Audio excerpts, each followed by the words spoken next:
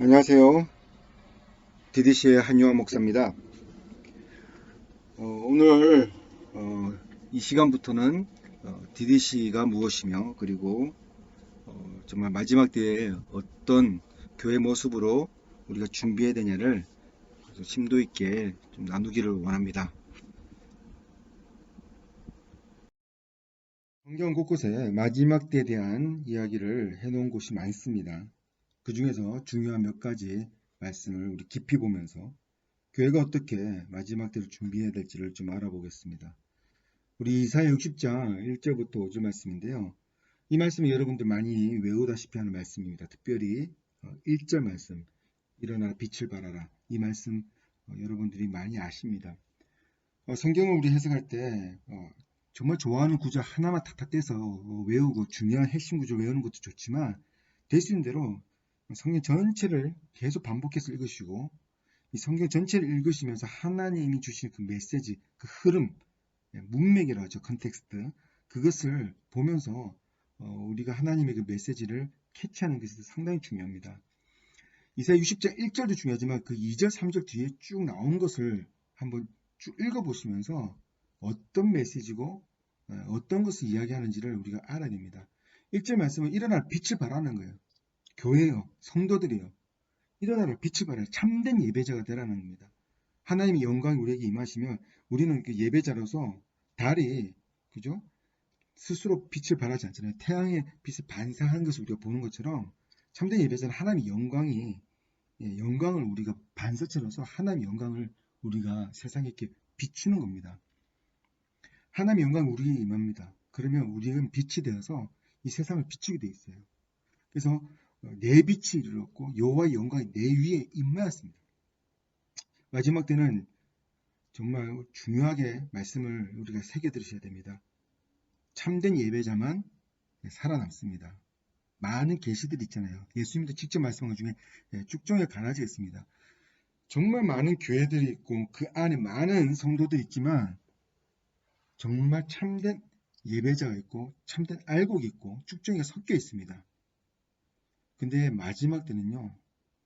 진짜로 하나님의 참된 예배자, 알곡들만 하나님께 사용되어지고 또 세상에 마지막 때 준비하면서 승리하게 될 것입니다. 이사야 60장도 그 맥락에서 이 말씀을 읽으시면 정확하게 풀립니다. 빛을 발하라는 말씀을 한 뒤에 2절에 미리 예언을 하는 게 있어요. 뭐라고 예언합니까? 보라, 어둠이 땅을 덮을 것이며 캄캄함이 만민을 가리우려니와. 보라, 명령어예요. 정말 좀 제발 봐라. 이 말에 새겨 들어라. 어둠이 땅을 덮을 건다. 캄캄이 만민을 가리운다. 마지막 때 된 이야기죠. 가면 갈수록 미혹의 영임이 이 세상을 뒤엎고요. 뭐가 뭔지 사리를 분별할 수 없는 그런 어두움이 땅을 덮을 것이고 캄캄함이 만민을 가리운다고 돼 있어요. 지금 그 현상이 일어나잖아요. 불과 몇 년 전만 해도 동성애 이런 것들은 이 세상에 커밍아웃, 이 세상에 나오고 드러낼 수 없는 아주 부끄러운 거였어요. 정말 부끄러운 거였죠. 어떻게 동성애는 내가 동성애자라고 어떻게 이야기를 합니까? 근데 이렇게 이야기하고 이거 갖다 법으로 상정한다고 난리를 치더라도 교회 안에서의 성도들도 정말 마음 아프지만 어떤 혹자는 사역자들도 리더들도 목사들도 세상이 이렇게 악해지니까 이게 흐름인갑다. 이걸 동조하기도 하고 어떤 교단에서는 동성애 목사도 안수를 주고 미친 거죠. 어둠의 땅을 덮을 거라고 예언한 게 그대로 지금 우리 눈앞에 이루어지고 있습니다. 제발 사리분들 판단하십시오. 정말 판단해야 됩니다. 여러분들이 먼저 말씀을 받은 교회 성도들이 이 말씀을 다시 한번 전해서 그 사람들을 계속 깨우쳐야 돼요. 지금 미혹의 영이 전 세계를 뒤엎고 있습니다. 마지막 때 지금 가고 있는 거예요. 그걸 2절에 강력하게 경고하다시피 말씀한 뒤에 또 3절부터는 완전히 반전된 이야기가 나옵니다. 오직 여호와께서 내 위에 임하실 것이며 그 영광이 내 위에 나타난다고. 이 어두운 세상 가운데 참된 예배자는 여호와의 영광이 그 예배자 위에 임하면서 그 예배자, 그 사역자들은, 그 성도들은 세상에 빛이 돼요. 죽음을 두려워하지 않습니다. 핍박을 두려워하지 않습니다. 전진하는 겁니다. 그 빛을 하나님의 영광을 반사해서 그 하나님의 영광을 세상에 비치게 됩니다. 그럼 어떤 일이 일어나냐? 열왕은 그죠? 열방은 내 빛으로, 열왕은 비치는 내 광명으로 나온다고 되어 있어요. 어마어마한 말씀입니다. 어마어마한 말씀이에요. 하나님의 영광이 그 사역자에게 임하고 그 성도에게 임하면요, 열방이 그 빛으로 모인답니다. 대붕을 이야기하는 거죠. 열방이 온 세계 올레이션을 이야기하는 거예요. 열왕은 비치는 내 광명으로 나온다. 열왕이라 합니다. 한 왕은 그 한 나라를 대표합니다. 근데 열왕이면 어마어마한 나라들이 그 광명으로 모여든다고 됩니다. 무리가 다 모여 내게로 오느니라. 내 아들들은 원방에서 오고 있고 내 딸들은 딸들은 안개 올 거라고 돼 있어요. 아멘. 하나님 영광이 임하는 성도들에게는요, 이렇게 인권이 있습니다. 사람들이 모여들게 돼 있어요. 먼저 여러분들이 예배자로서 거룩하게 이 홀리, 거룩에 대해서 항상 묵상하십시오.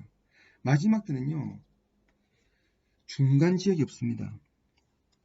지금 이 코로나 바이러스 때문에 전 세계 인구들이 많이 죽고 많은 어려움이 있는데, 하나님께 저한테 주신 감동은 이 코로나 사건 이후에 엄청난 또 부흥을 하나님께서 준비하고 계십니다. 하나님의 마음을 읽으십시오. 기도하시면 하나님의 마음이 읽어집니다. 하나님의 마음을 주십니다. 그리고 교회가 또 사역자로서 어떻게 준비해야 될지를 미리 말씀해 주십니다. 아멘. 마음이 아프지만 우리 하나님은 사랑이 많으시기 때문에 정말 인내하고 기다리시고 그 가운데서 기다리시고 기도하고 여러분들을 위해서 기다리면서 중보하고 계시다가 너무 세상의 악이 너무 팽창하고 그러면요, 어느 한계점을 딱 넘어가면요, 하나님은 어쩔 수 없이 인내가 많으신 하나님도 매를 되게 되어 있습니다. 근데 매가 그냥 미워서 그냥 죽으라고 때리는 것이 아니라 그 매를 통해서 사랑하는 자들이 깨우치고 돌아오라는 거예요. 돌아오라는 거예요. 계속 이 선지서, 구약의 선지서를 보면요, 죄악이 완전히 팽창해가지고 극에 달했던 이스라엘한테 돌아오라 계속. 그래서 이 선지자를 통해서 너희들이 돌아오지 않을 때 어떤 일이 벌어질 것인가에 대한 그 징계에 대한 이야기를 미리 경고하신 이후에 너희들이 돌아왔을 때 회복에 대한 말씀이 또 같이 있어요. 선지서의 패턴이 똑같습니다. 여러분도 마지막 때를 살고 있는 우리에게 왜 하나님께서 이렇게 아픔이 있었고 왜 이렇게 어려움이 있는가? 마지막 때에 여러 가지 마지막 징조들이 있는데 자연재해도 있고 또 사람들이 더 악해지고 사랑이 식어가고 마태복음 24장에 예수님 직접 말씀하신 부분이 있습니다. 그렇게 좀 돼가고 있어요. 근데 그 가운데 그 메시지가 뭡니까? 그 가운데 참된 메시지는, 그 참된 메시지는요, 이렇게 더 어두워지고 어둠이 땅을 덮고 캄캄한 만민을 가리지만 그 가운데 진짜 거룩한 참된 예배자 성도들은 마지막 때를 준비하게 돼 있고 그 엄청난 무리들이 그 사역자한테 모여들면서 같이 일어나서 마지막 때 큰 용사로 일어날 것이라는 것을 말씀하고 있어요. 그래서 참된 예배한테 영권이 먼저 임하면 그 다음에 인권이 모이잖아요. 열왕의 왕들이 모이고 무리가 다 모이고 아들들이 원방에서 오고 딸들은 반기에서 오고 그 다음에 4, 5절 넘어갈 때 어떤 말씀이 있습니까?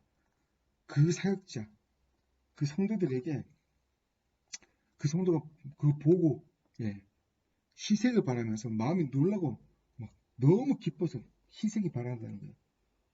놀라고 화창하리니 그 다음에 뭡니까? 바다의 풍부가 내게로 돌아오며 열방의 재물이 내게로 옵니다. 그 다음에 인권 다음에 뭐가 옵니까? 물건이 온다는 거죠. 특히 저희 DDC 교회 DDC 공동체는 하나님께서 주신 그런 비즈니스 또 마켓플레이스 처치 사역이 있기 때문에 이 말씀을 미리 주셨어요. 로컬 처치도 하지만 로컬 처치를 넘어서서 이 세상에 깊숙하게 들어가서 예, 이 정치 영역도 잡아야 됩니다. 지금 정치 영역을 뺏겨버리니까 다 죽습니다. 정치 영역도 잡아야 되고요. 정말 이 문화계도 잡아야 되고요. 특별히 이런 스마트폰에 들어가 있는 컨텐츠, 하나님의 컨텐츠를 우리가 잡아야 됩니다. 하나님의 컨텐츠로 계속 세상 사람들한테 메시지를 보내야 됩니다. 다니엘서 마지막 장에 나오는 그 예언들이 성취되고 있잖아요. 정보가 더 빨리 왕래하고 사람들이 많이 왕래합니다. 스마트폰을 통해서 엄청난 속도로 사람들에게 메시지가 전달됩니다. 우리가 이것을 사용할 줄 알아야 됩니다. 하나님께서 이제 물질도 주세요. 마지막 때 엄청난 사역을 위해서 바다의 풍부, 이 바다의 풍부, 바다는 보통 세상을 예표하는 말인데 이 세상의 모든 풍부가 우리에게 돌아온다는 겁니다. 열방의 재물이 이 영광의 사역자에게 온다는 말씀입니다. 마지막 때 다시 한번 정리합니다. 2절에 보라 어둠이 땅을 덮을 것이며 캄캄함이 만민을 가려운다고 미리 예언하고 있어요. 이게 무슨 말이에요?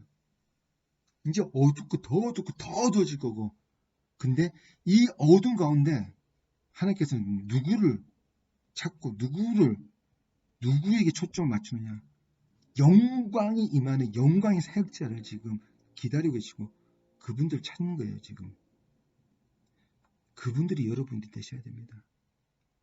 그분들이 여호와의 영광을 이 바라는 참된 예배자로서 여러분들이 마지막 사역을 준비하셔야 됩니다.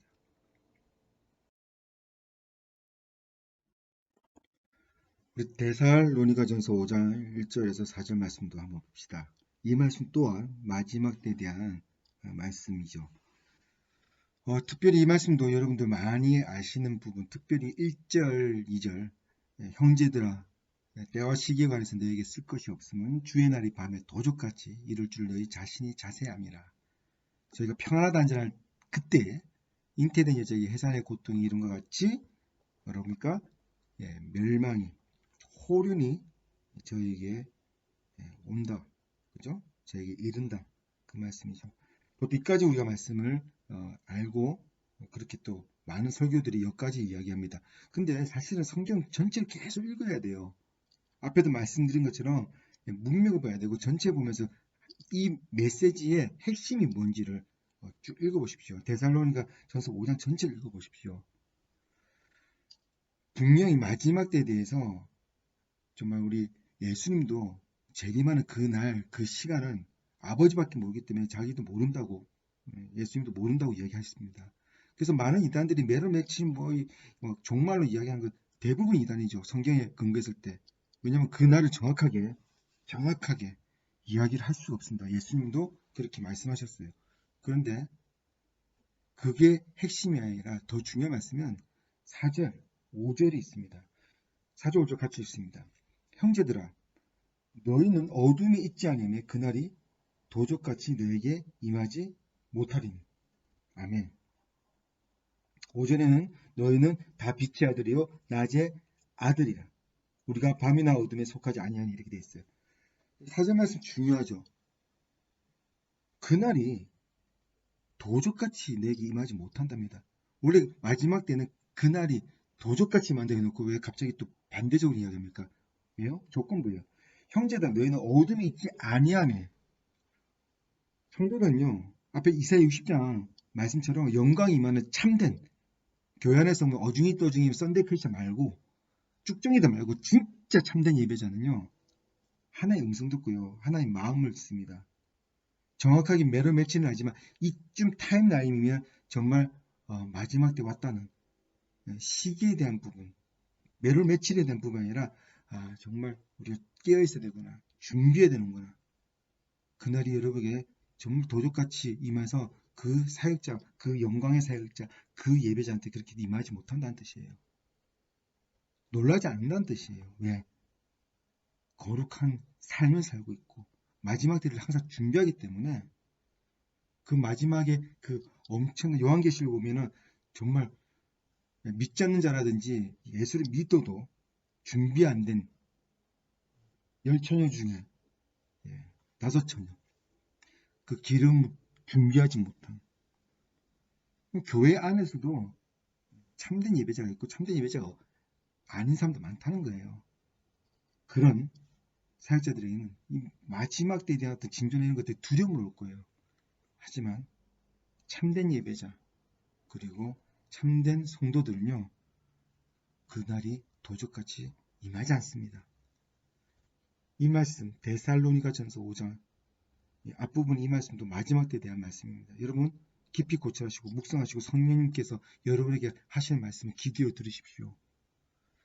앞에 이사야 60장과 이 말씀을 같이 종합해서 정리를 하자면요, 이제 마지막 때로 가면요, 썬데이 크리스찬 살아남지 못합니다.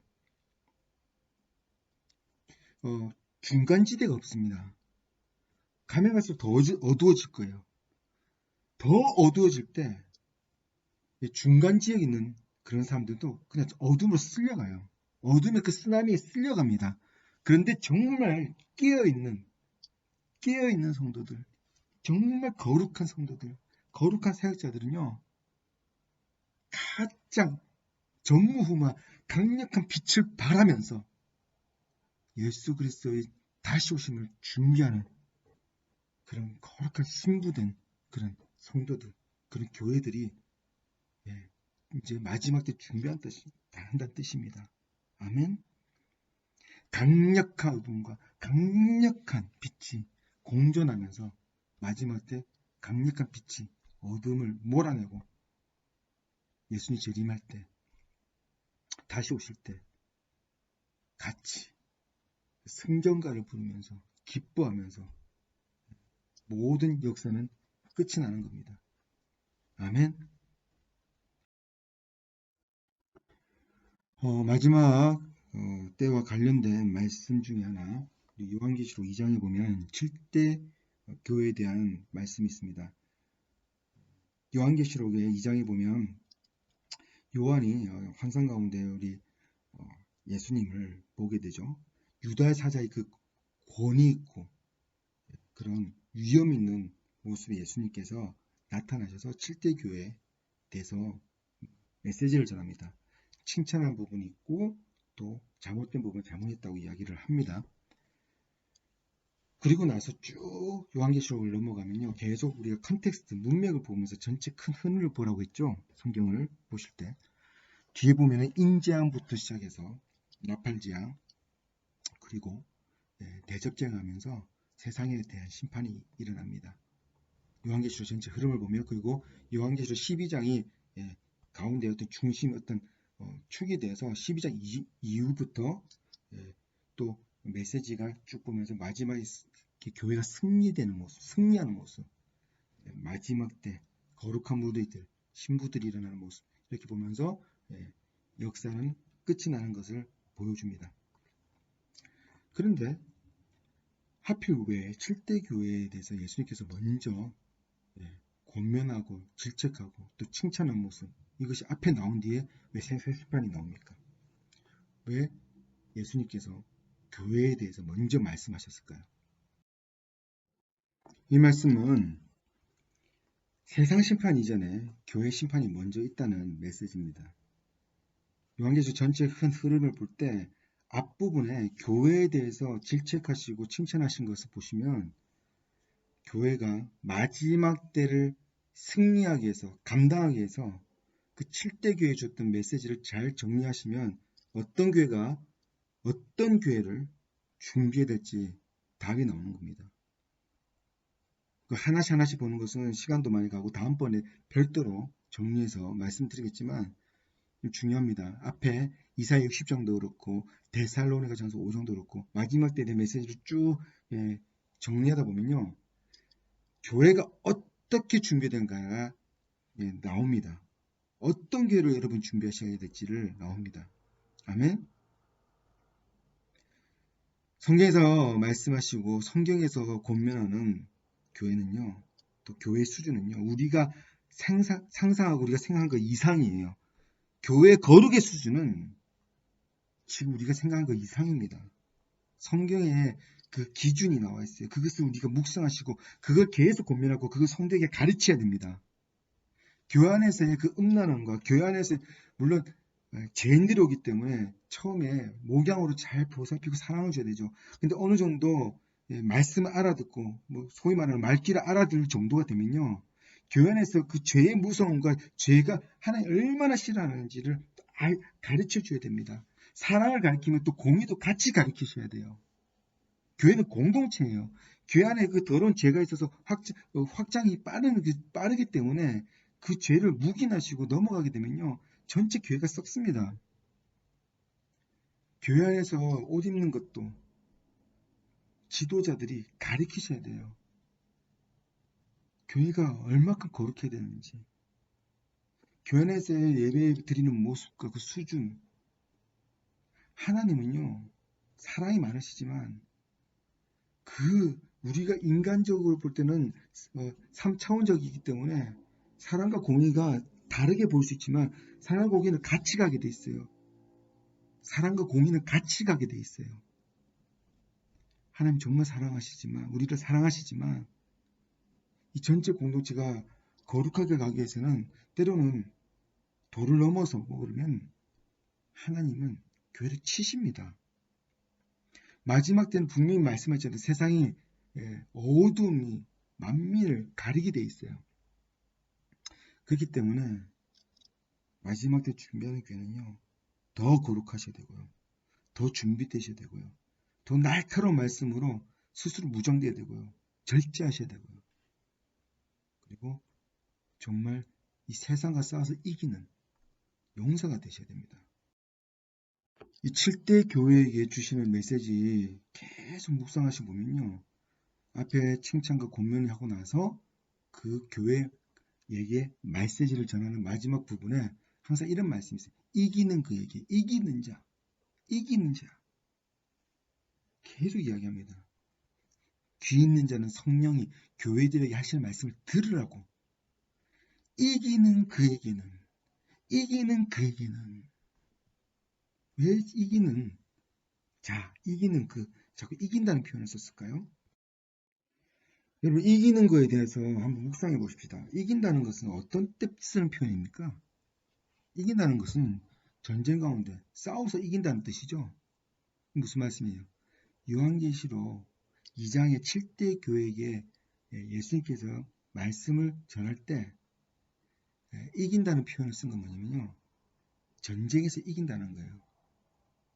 이사야 60장에 이 어둠이 막 퍼져가고 더 어두워지는 이거 사실 우리가 많이 간과하고 있는 것은 우리가 응해야 하고 태어나는 순간부터 영적 전쟁 가운데 있는 겁니다. 이거 잊어버리면 안 돼요. 교회에서 계속 평안한 설교, 귀에 듣기 좋은 좋은 설교, 복받는 설교만 하면요. 성도들 다 죽습니다. 왜냐하면 마지막 때에 대한 설교뿐만 아니라 원래 우리 인생 자체가 영적 전쟁 가운데 있고 이 땅에 우리가 남아있는 동안 이 땅에 우리가 태어나는 것도 그렇고 태어나서 사는 목적도 그렇고 우리가 천국 가기 전에 개인적으로 마지막 주님께 불림받는 그 삶, 인생 전체가 사실은 영적 전쟁 가운데 있다는 것을 계속 명심해야 됩니다. 되게 중요한 이야기예요. 영적 전쟁에 대해서 우리가 경각심이 없고 영적 전쟁을 잘 이야기를 안 합니다. 교회에서. 그럼 어떤 일이 벌어질까요? 교인으로서 그냥 그렇게 사는 겁니다. 하루하루 믿지 않는 자나 믿는 자나 똑같이 자기 인생의 목적이 좀 배불리 잘 먹고 평안하게 사는 게 목적인 거죠. 아파트 평수 좀 늘려가지고 나이가 드는 데서 좀 더 좋은 데서 살고 싶고 그 그리스도인이 아닙니다. 그리스도인들의 예, 삶의 비전은 분명히 정해져 있어요. 예, 이런 날카로운 말씀 전하면 또 보통 예, 성도들 또 마음 어려합니다. 뭡니까 이게? 근데 성경은 성경대로 가르쳐야죠. 성경의 전체를 읽어보십시오. 성경에서 여러분에게 각자에게 뭐라고 말씀하시는지. 제가 목회를 할 때 어떤 권사님하고 이제 대화하는 가운데 이런 메시지를 전했어요. 권사님, 권사님 혹시 비전 있으십니까? 글쎄요, 목사님. 잘 모르겠는데요. 하나 제가 좀 질문 드릴게요. 권사님은 기도도 많이 하시고 믿음도 탁월하시니까 바로 이렇게 답변하실 걸 좀 알고 있습니다. 우리가 죽고 나면 천국 가죠? 아멘이시죠? 아멘. 당연히 우리 예수 그리스도에 대한 복음이 있고 예수 그리스도를 나의 구세주로 믿기 때문에 우리 죽으면 천국 가는 겁니다. 그죠? 근데 천국이 좋습니까? 아니 이 세상이 좋습니까? 이 땅이 좋습니까? 아니, 목사님 당연히 천국이 좋죠. 보이지 않고 우리가 가보지도 않고 앞으로 갈 그런 영원한 곳이지만 믿음으로 또 성경에 비추어 있는 모습을 보면 엄청나게 좋은 것을 우리가 믿습니다. 아멘. 이제 보이지 않지만 우리는 그 믿음이 있기 때문에 천국으로 빨리 가고 싶죠. 그렇죠, 목사님. 근데 왜 우리가 이 땅에 살고 있을까요? 왜 이 땅이 왜 있습니까? 천국이 더 좋다고 하면 빨리 천국 가야 되는 거 아닙니까? 살짝 그 권사님의 얼굴 표정이 좀 안 좋아집니다. 저한테 말은 안 했지만 막 이런 게 읽어져요. 목사님 그러면 제가 빨리 죽어서 천국 가라는 뜻이에요? 지금 빨리 죽으라는 뜻이에요? 뭐 그런 표정이 좀 느껴지더라고요. 제가 더 오해 살까봐 이야기합니다. 모든 성도들이 이 땅에 사는 것 자체가 사실은 보너스적인 삶이죠. 거저 사는 거예요, 어떻게 보면. 맞죠? 그런 관점에서 보면요. 천국 가고 믿음이 있기 때문에 천국 가고 빨리 천국 가가지고 우리 예수님 품에 있으면 참 좋겠는데 왜 이 땅에 있습니까? 이 땅에 있는 것은 이 땅에 우리의 목적, 비전이 있고 사명이 있기 때문입니다. 성경 전체를 보면 그 사명은 모든 그리스도에게 똑같이 있어요. 내가 의사로서 내 직업이 또 뭐 사업자로서 또 교사로서 다른 어떤 그런 직위는 있지만 딱 하나의 목표는 있습니다. 그 뭐냐면 하나님 나라 확장에 대한 그 사명이 있기 때문에 복음 전도에서 한 명이라도 지옥에서 천국으로 우리가 인도하는 그 사명이 있고 더 나아가서 교회가 확장돼서 이 땅이 물이 바다 덮은 같이 교회가 이 땅을 덮고 예배가 이 땅을 덮어서 하나님께 영광 돌리는 그것이 우리의 사명이죠. 그렇기 때문에 우리가 이 땅에 있는 겁니다. 권사님. 그래서 이 땅에 우리가 남아있으면서 그런 사역을 할 때 사탄이 가만히 있겠어요? 아니죠, 목사님. 당연히. 예, 가만히 안 있겠죠. 그래서 영적 전쟁은 원래 구조적으로 우리가 이 땅에 있는 응애하고 태어난 순간부터 영적 전쟁 가운데 있는 거죠. 그렇기 때문에 우리는 그 영적 전쟁을 이겨서 승리해야 됩니다. 아멘. 권사님이 그때 이제 자기 인생이 정리가 된 거죠. 근데 그날 권사님 나이가 사실은 70이 훨씬 넘었거든요. 그래서 하시는 말씀이 내가 이걸 청년 때 아니면 더 어렸을 때 알았으면 너무 좋았을 건데 그런 말씀 하시더라고요. 여러분 이 메시지 듣는 젊은 분이 계신다면 젊을수록 여러분도 더 기회가 많고 더 상금을 많이 쌓을 기회가 있는 겁니다. 이기는 자, 교회는 승리해야 됩니다. 승리해야 됩니다. 예수 그리스도의 복음을 가지고 거룩하게 살면서 마지막 때 준비하고 한 명이라도 더 예수님께로 인도하는 그래서 그 공동체를 형성해서 마지막 때 이 땅을 정복하고 이겨야 되는 우리 사명이 있습니다. 교회는 다시 한번 이야기합니다. 영적 전쟁에 대해서 가르쳐야 됩니다. 영적 전쟁의 무지한 교회는 나태주뿐만 아니라 우리끼리 죽었고 이기적 교회가 됩니다. 이기적 교회들이 어떻게 됐습니까? 지금 위협을 받고 있어요. 우리끼리 좋았잖아요. 우리끼리 그냥 즐거웠잖아요. 그러나 세상은 우리가 상관없이 더 악해지고 있고, 세상의 그 7대 영역을 사탄이 계속 잡고 확장하니까 그 확장된 악의 무리의 세상이 교회를 먹으려고 하고 있어요. 영적 전쟁은 필연인 거예요. 전쟁을 이야기하지 않고 그냥 우리끼리만 좋다고 하면 계속 이런 모습을 가게 됩니다. 기존에 있었던 많은 먼저 복음이 들어왔지만 진리되게 살지 않았던 참된 교회가 많이 죽고 그냥 무늬만 있는 교회, 우리끼리만 좋았던 교회들이 있던 그런 유럽 교회와 미국 교회와 전 세계에 이미 복음이 들어왔던 그 교회의 현상을 보십시오. 그것이 증거하고 있어요. 그것이 말하고 있는 거예요. 정신 차려야 됩니다. 정신 차려야 돼요. 교회는 영적 전쟁 가운데 있습니다.